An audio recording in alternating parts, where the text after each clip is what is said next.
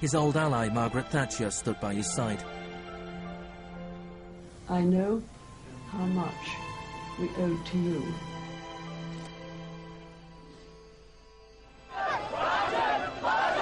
It took 30 years for the economic experiment originally test-driven by Pinochet to make its way around the globe to Iraq. But the similarities between past and present are startling. Between Pinochet's concentration camps and Bush's Guantanamo detention center. Between the disappeared in Chile and those in Iraq.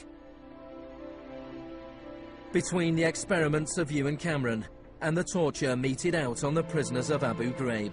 These are the days and hours. He erased all the past. That's why he gave electroshocks. All the past from the patient, and he would implant some new ideas. But Janine resisted. In 1988, the CIA agreed to pay compensation to Janine and other victims of Ewan Cameron's experiments. Janine, are you proud that they tried to break you and that you have fought so hard and won? In a way I am. In a way I am. Because I must have some willpower seeds in me. It is very, very hard to fight a government. People would tell me, Janine, you don't fight a government. What's the matter with you? They're too big. But I had faith that we would win.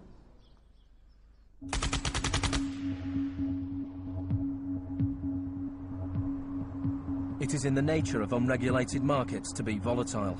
Bubbles are allowed to inflate, and then, inevitably, they burst. Since the deregulation of the Big Bang in the 80s, there have been a number of market shocks. In 1987, there was Black Monday. Markets fell spectacularly. It was the largest one-day percentage decline in stock market history. In 1992, there was Black Wednesday, when currency speculators made fortunes betting against the pound. In 1997, there was the Asian contagion. In 1 year, $600 billion disappeared from the stock markets of Asia.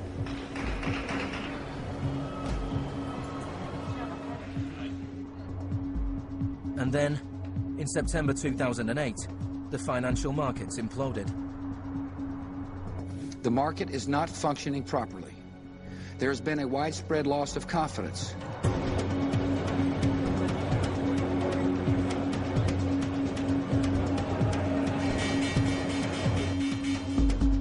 On September the 15th, Lehman Brothers filed for Chapter 11 bankruptcy protection. Yet only 1 week later, it was announced that workers at their New York office would share $2.5 billion in bonuses. It is estimated that Wall Street firms paid $18.4 billion in bonuses last year, the year of the crash. Despite the torrent of populist rhetoric about taking on the fat cats and standing up for the little guy and saving Main Street, not Wall Street, we are witnessing a transfer of wealth of unfathomable size. It is a transfer of wealth from public hands, from the hands of government, collected from regular people in the form of taxes, into the hands of the wealthiest corporations and individuals in the world. Needless to say, the very individuals and corporations that created this crisis. We are in the midst of a once-in-a-century credit tsunami. I found a flaw. I don't know how significant or permanent it is, but I've been very distressed by that fact. In the United States, it was the financial crisis that secured Obama's victory. Americans wanted to change course. Hello, Chicago!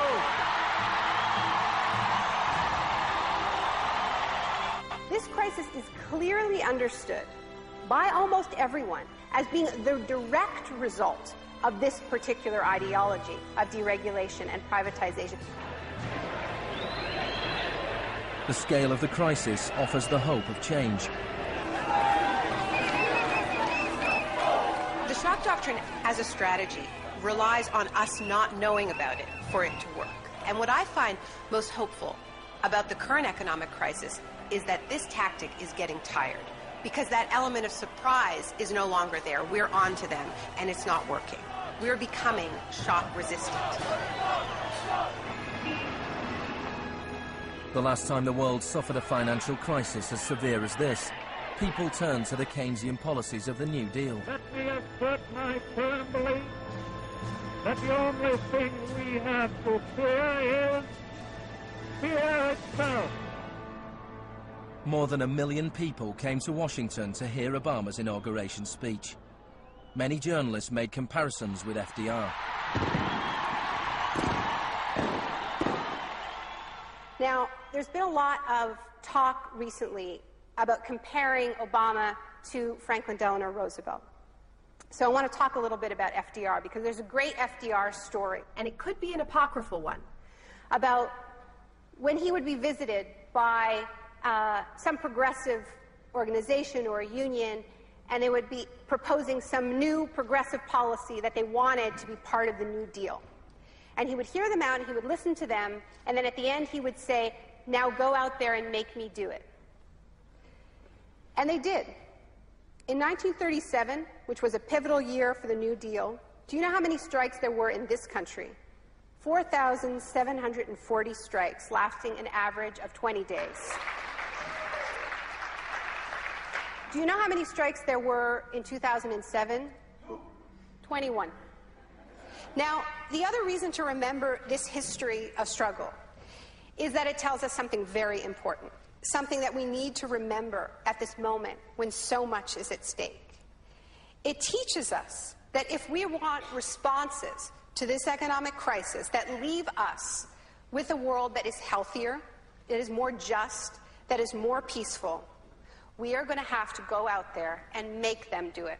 Thank you.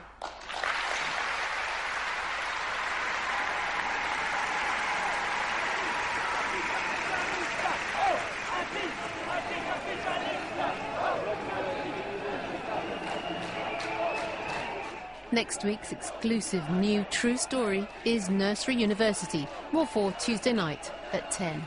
And stay with us for the story of the rise and downfall of Enron, the smartest guys in the room.